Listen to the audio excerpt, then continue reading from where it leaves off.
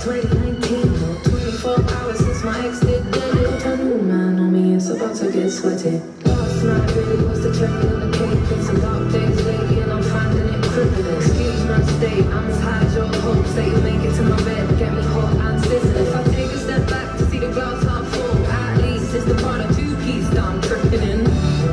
And I'm bored with the acting like a dick, not me, so you might as well stick it. It's a heartbroken bitch, high heel, 6-inch in the back of the nightclub, sipping champagne. I don't trust any of these bitches I'm with in the back of the taxi, sniffing cocaine.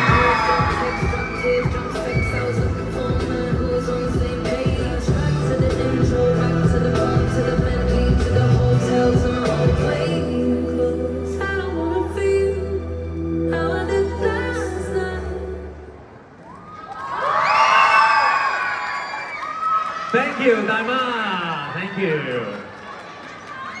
好，精彩表演完咗之後，我哋放鬆下傾下偈先。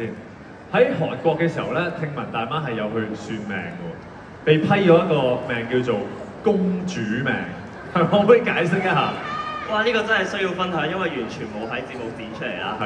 咁我哋咧我哋有一個環節咧係神婆算命啦，係 for 我哋冇去 MBC 嘅朋友啦。然後咧嗰日咧神婆一算啦，神婆係睇我哋前世今生嘅。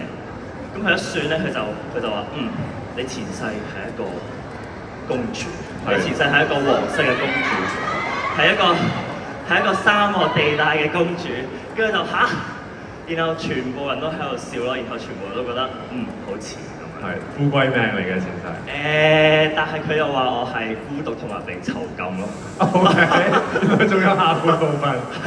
OK， 唔緊要，呢啲前世已經過咗去啦。咁啊嚟緊啦，展望啦，總決賽最後嘅拉票時間交俾你啦。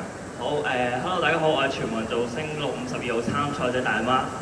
咁咧咁啊好開心可以喺東港城呢度同大家見面啦。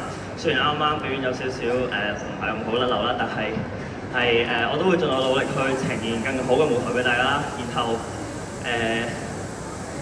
玩咗比賽已經大半年啦，然後中間經歷咗好多啦，然後一集一集播出，一集一集望住自己唔同嘅面向啦，亦都經歷咗好多啦，得到好多聲音同 feedback 啦，都好多謝大家嘅。